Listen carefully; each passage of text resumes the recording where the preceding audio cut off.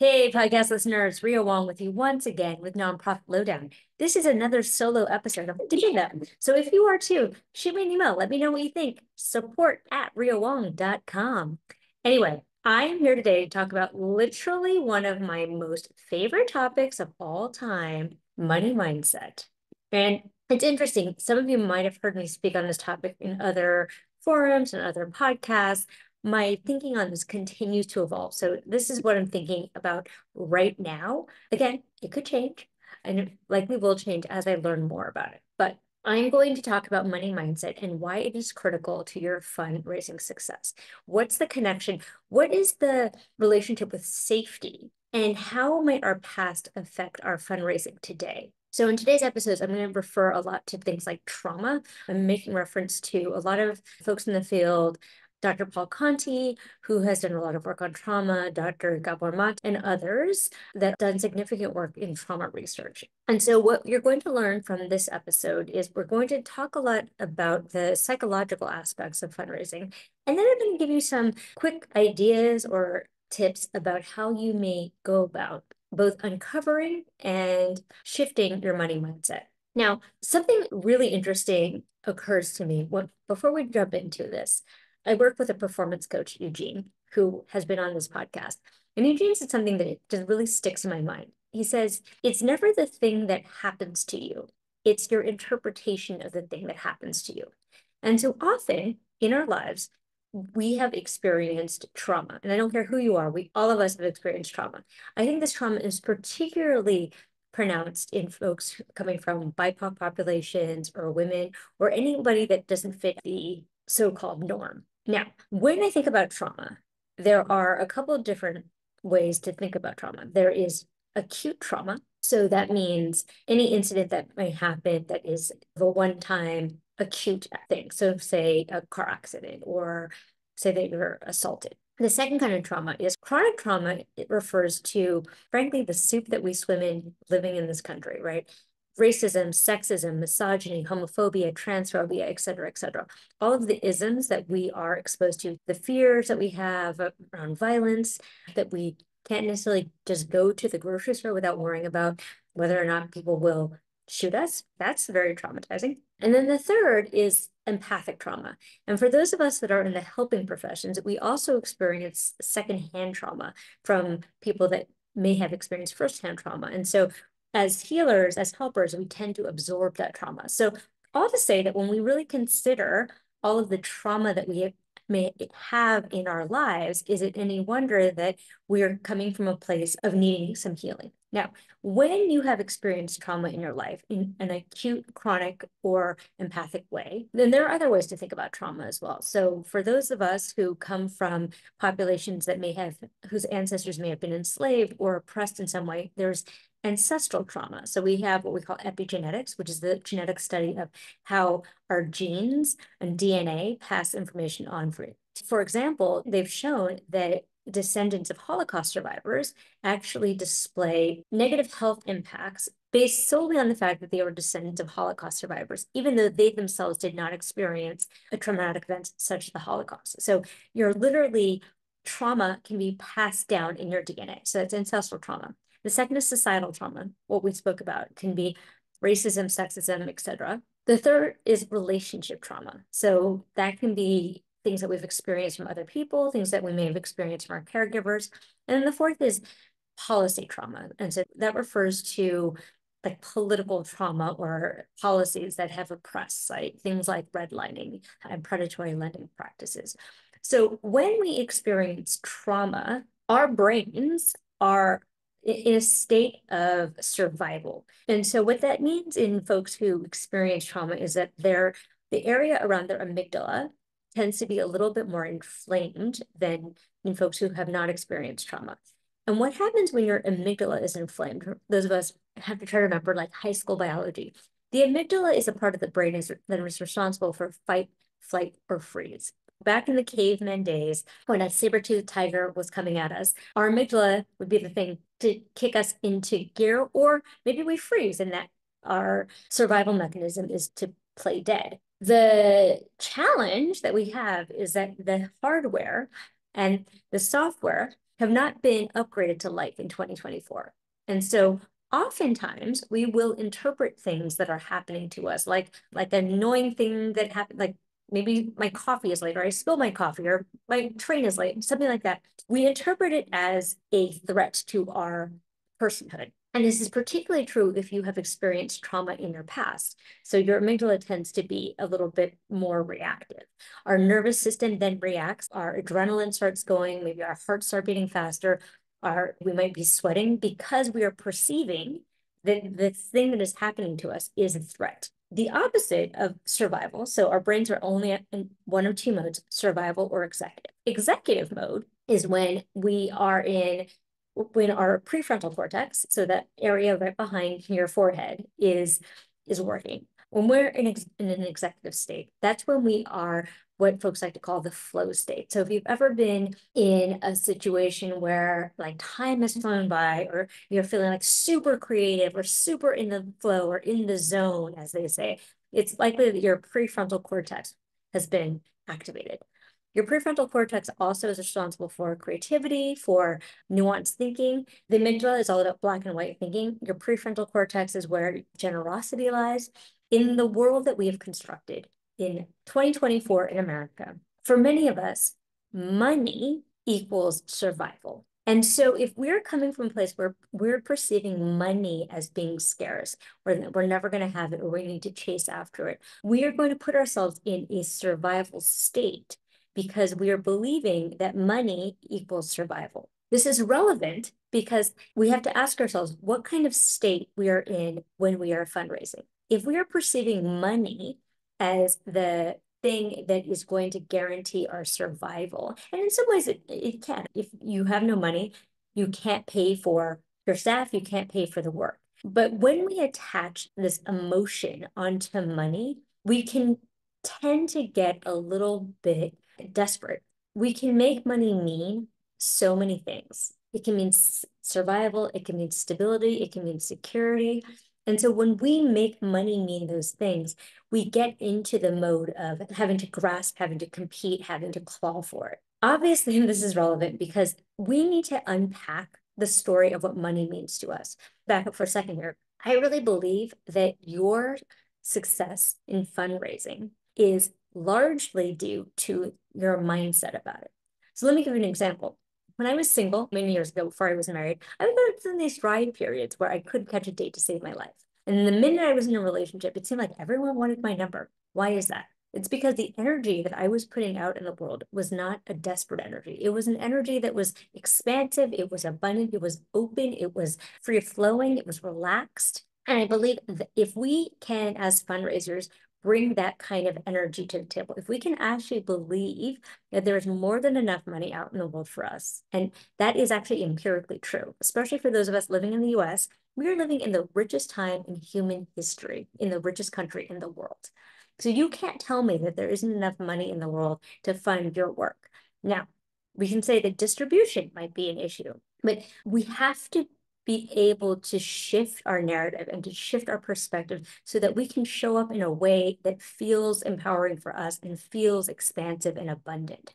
And it's very hard to be expansive and abundant when you have these beliefs about money that feel disempowering or feel that you're reinforcing a scarcity mindset. And I will say, many of us have grown up in circumstances in which resources may have been scarce.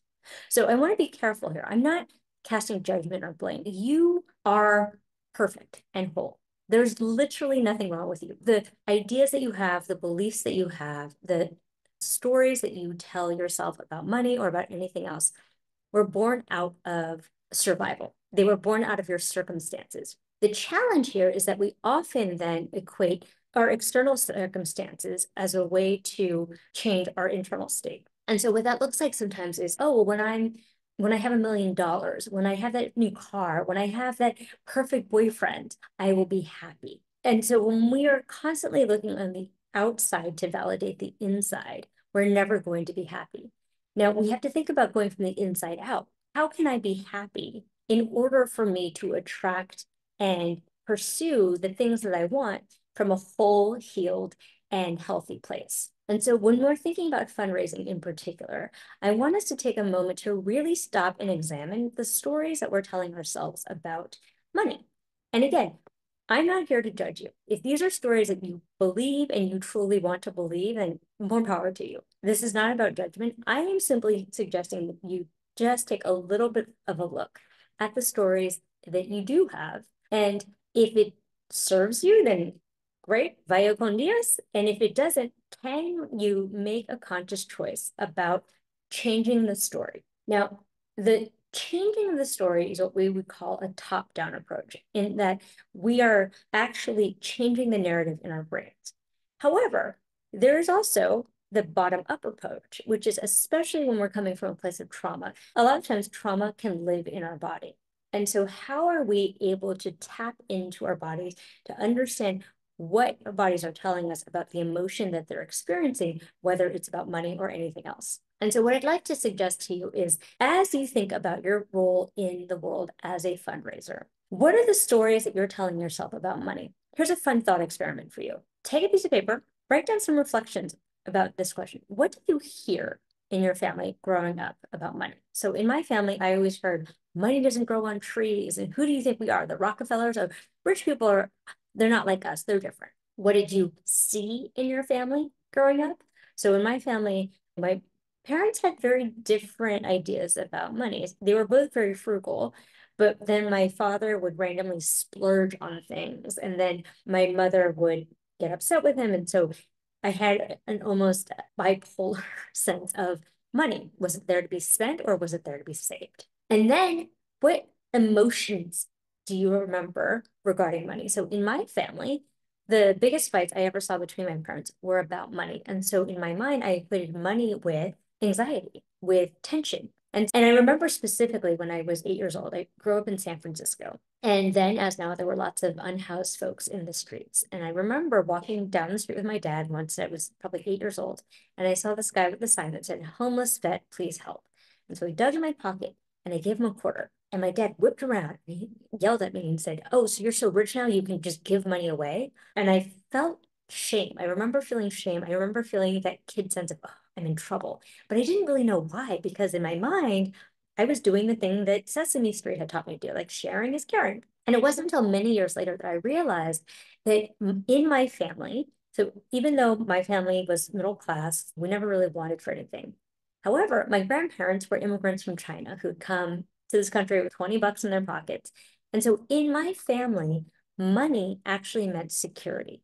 Money meant stability. And because we had never challenged this narrative, any time that I was giving money away to someone else was actually a threat to my family's security and stability. And it wasn't really until I understood that this was just my own family story, and it was very much wrapped up in a history of trauma and separation from a community, that I didn't understand why I never loved fundraising. In fact, I hated fundraising, hated it. I would get like butterflies, I would get all twisted up. I would do anything to avoid fundraising until I started to do it. And I started to really challenge this idea of, do other people hate giving money away? Because the thing is, in my mind, from my own trauma, my own personal experience, I was projecting that onto other people. I subconsciously was believing that by asking people to give to my organization, I was A, asking them to give of their own family's stability and security, and B, that somehow they would also experience the shame that I had experienced when I gave money away. And it wasn't really until I remembered that story and started to become aware of this narrative that I was able to start challenging it. Is that really true for other people? No, in fact, that wasn't true for other people. In fact, there were people that I met in the world who actually thought of it as a privilege and a blessing to be able to give to causes that they love. And I started to challenge my own thinking, and then I started to examine and interrogate, is this thing true? And if it's not true, perhaps it is true for my family. Is this a thought that I want to continue holding? And so it is a challenge first to A, uncover the things that you believe. And a lot of times the things that we believe are very much grounded in the trauma that we've experienced either or through other folks. And B, is it a story that serves me? And C, how can I make conscious efforts to rewrite the story? So in our last couple minutes together, I just want to talk through a couple of strategies that have been helpful to me. So I know this sounds so cheesy, but meditation has been incredibly helpful for me in terms of slowing down what the Buddhists call the monkey mind, right? Oftentimes there is a very short window between input and reaction. Meditation helps to just crack that window a little bit wider so that between stimulus and response, there can be a little bit of space so that you are responding instead of reacting. So I found that to be incredibly helpful. The second thing is journaling, right? So a lot of times we have these beliefs. We don't know why we have these beliefs. Often these beliefs keep us tied to a certain identity, or they keep us tied to a community, or they keep us tied to a sense of safety, right? As human beings, as a species, it can be dangerous to A, not be part of a group, or B, to think something different than the rest of your tribe, because that is when saber-tooth tigers can come, or maybe that's when you eat the poisonous plant, right? So from a survival standpoint, it makes a lot of sense. However, life in 2020 is different than it was when we were cavemen. And the question I have for you is, what are these beliefs doing for me? And is this a belief I want to continue to have? And if it is not, what you can do is journal about it and be conscious and think about monitoring your own brain around, is this a thought that serves me? How am I letting this thought dictate my behaviors, right? So let's say, for example, my belief is money is scarce and I'm never going to have enough of it. This will then create an emotional reaction in my brain of scarcity, competition, getting really transactional. And then it will make me behave in ways that reflect the fear that I have that I'm never going to get enough, right? Maybe I start to see people as walking checkbooks and not as people. Maybe I start to primp and save in ways that don't really make a lot of sense. And then the outcome may be that maybe I will save money, but is it an outcome that I really want? Is it an outcome that is rooted in love? And again, I just want to be very clear here. I'm not saying you should not be conscious of money. I'm not saying you should spend money willy-nilly. That's not what I'm saying. What I'm saying is, can we be mindful stewards of money? Can we use money in the way that it's intended to further our mission and to bring that we need to change the world? Can we do so without the emotion that we put on money? Money is just, it's an inanimate object. It's us that have made it mean so much. And so if we can unpack for yourself what you have made it mean, if you can de-emotionalize it and really approach it as, this is a resource, and by the way, it's a renewable resource. Time is not a renewable resource, but money is. This is a renewable resource. It is a tool that we can use in order to further the mission and change the world. How might that be different for you? How might you be different if you were able to take the emotional heft out of money? How might you be different as a fundraiser if your value as a fundraiser was not whether you got the gift or didn't get the gift, right? Oftentimes we tell ourselves stories that if I get the gift, I'm a good fundraiser. If I don't get the gift, I'm a bad fundraiser. The truth of the matter is the outcome is actually not up to you. People are going to give or they're not going to give. And what they decide to do is literally not up to you unless somehow you have mastered the art of mind control, in which case you should definitely call me because I want to learn. But what you have control over is, did you set everything up the right way? Were you able to do all of the things that you could do within your own realm of control to the best of your ability? That is, did you cultivate properly? Did you solicit properly? Did you set it up the right way? And if you did, how can we be unattached to the outcome? Because the outcome is not up to you. And in fact, can we call the win the fact that you made the ask? That is the win. So there's a lot here. There's a lot to unpack. A lot of us have trauma and stories that do not serve us anymore. And I am simply suggesting, and I'm not coming from a place of the deficit, right? I think everyone out here is whole and perfect, and that whatever you did in order to survive is what you needed to do in order to survive. And I am suggesting that you have survived. Good job. And maybe you are in a place where you can upgrade or revise or rewrite these narratives that may have helped you up to a certain point, but might not be serving you anymore. And if they are serving you, they're continuing to serve you, like right on, good for you. I have been on this journey because when I was learning how to fundraise as a little baby ED, I found so much of the information that I was learning was largely tactical, it was largely strategic in nature. It's like how to write a grant proposal, how to write an annual report. Like all of this information is out here. But I remember once talking to a master fundraiser who said to me, it's you that are putting up the blocks around fundraising. It's you that is blocking the energy. And I was so confused. I didn't understand what that meant, right? And it wasn't really until I started doing a lot of inner work that I realized what that really meant. And then I also recognized that once I started to do the work, once I started to unpack these stories, once I started to believe different things about the world and about abundance and about what was possible, that's when the money really started to flow for me. And it wasn't that I was working any harder. It wasn't that I was doing necessarily anything differently. It was that I had freed myself from these stories that did not serve me anymore. And the thing I just want to add here before I sign off is that when we think about the nature of abundance, we have to remember that nature is abundant. Like the rule of the universe is abundant. When we look at all of the stars in the sky, and the grains of sand on the beach or the drops of water in the ocean, it is a world of abundance. The leaves on the trees. And so it is our nature, because we are part of nature, to be abundant. And it's these stories and these constructs and these traumas that have gotten us to a place where we feel so alone and scarce, and that we're grappling against each other and competition to survive.